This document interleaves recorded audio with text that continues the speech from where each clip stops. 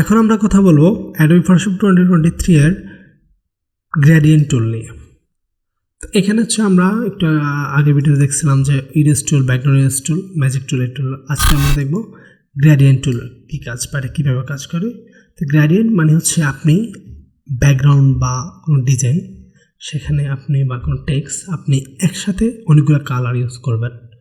আমরা তো solid colour দিয়ে মূলত একটা কালার পাইতাম, কিন্তু গ্রেডিয়েন্টে আপনি একাধিক কালার পাবেন, একটা, দুইটা, তিনটে, চারটা, পাঁচটা, 10টা যাই লাগে।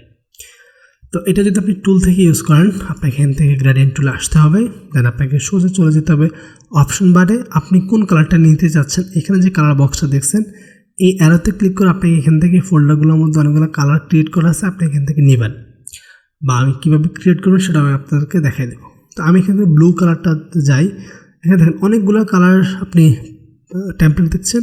তো আপনি এইটাতে ক্লিক করলেন, করে আপনি জাস্ট এখানে টান দিলেন, ওই কালারটা এখানে চলে আসছে। দেখেন এইখানে খুব গাঢ়ভাবে ব্লুটা আছে, ব্লু এখানে খুব গাঢ়ভাবে কালারটা আছে, এখানে একটু হালকাভাবে চলে আসছে। তো এটা মূলত এখানে দুইটা কালার আছে। এখন এটা যে স্টাইলে পড়ছে, এই যে এইভাবে পড়তেছে, এই স্টাইলটা মূলত আসে এই জায়গা থেকে।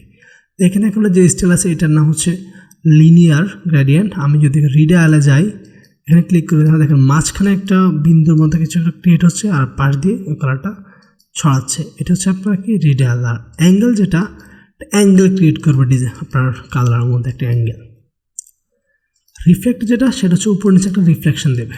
আর ডায়মন্ড, এটা ডায়মন্ডের মধ্যে আউটপুটটা দেবে। তো এখান থেকে আমরা স্টাইলগুলো ইউজ করে এই কাজটা করতে পারবো। এখন যদি আমি এখানে যাই, বা আমি যদি আপনি আমাকে বলেন যে আমি লিনিয়ারে নিব, বাট আমি কালারটা চেঞ্জ করতে চাচ্ছি, আমার এই বক্সে কালার কোনোটাই পছন্দ না, তখন আপনাকে এই বক্সে ক্লিক করতে হবে। তখন আপনার এই জিনিসটা ওপেন হয়ে যাবে। এখানে যাবেন, এখান থেকে আপনি আপনার পছন্দ মতো কালারটা চেঞ্জ করে নেবেন। এই পাশে একটা ক্লিক করবেন, আবার এই পয়েন্টে ধরে এখানে একটা কালার বসিয়ে দেন।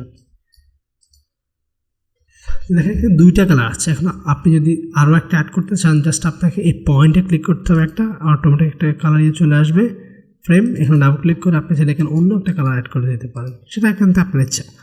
এখন এখানে আপনি যত ধরবেন তত অটোমেটিক পয়েন্ট ক্রিয়েট হবে। আর যদি আপনি ডিলিট করে দিতে চান, জাস্ট এই পয়েন্টটাকে ধরে নিচের দিকে ছেড়ে দেবেন, ডিলিট হয়ে গেছে। জাস্ট এখন আমি এখান থেকে যাই, ডাবল ক্লিক করি,